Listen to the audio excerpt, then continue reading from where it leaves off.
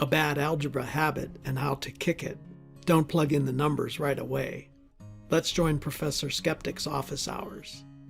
Yeah, who has a question? I do.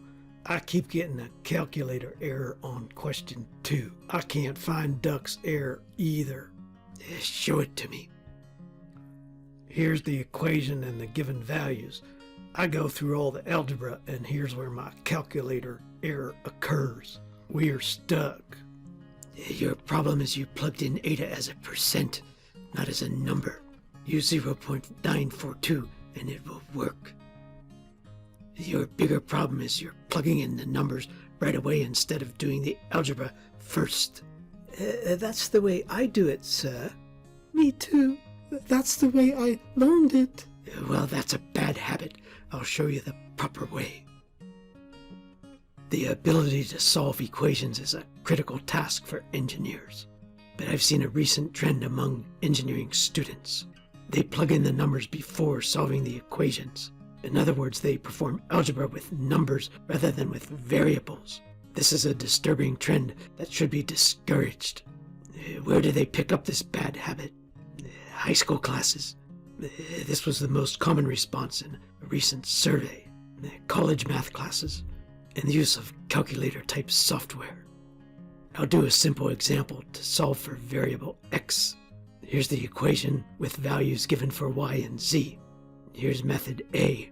Plug in all the numbers first and then do the algebra. We get our final answer for x. Many students would solve this way.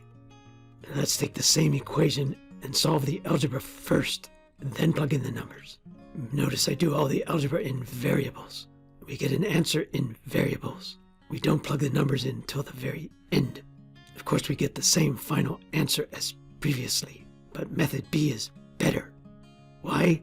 You reduce the accumulation of round-off errors, especially if you have irrational numbers. You can reduce calculator typo errors. It's cleaner and easier to follow your work, especially when checking for errors, like with grading. It's simpler to include units, and it's faster and less work required.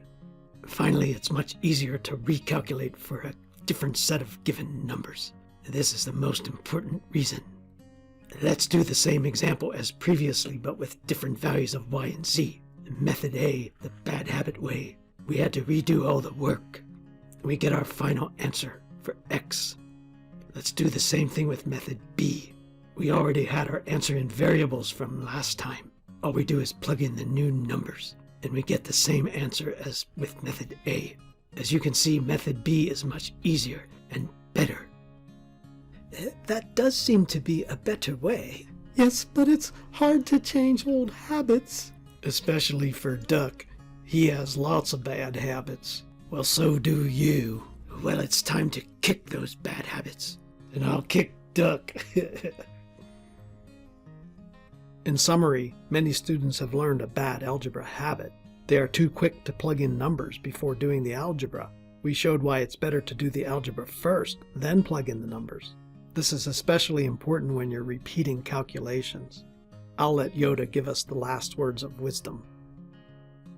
Math is more fun when the right way it is done. Thank you for watching this video. Please subscribe to my YouTube channel for more videos. That's all there is to it.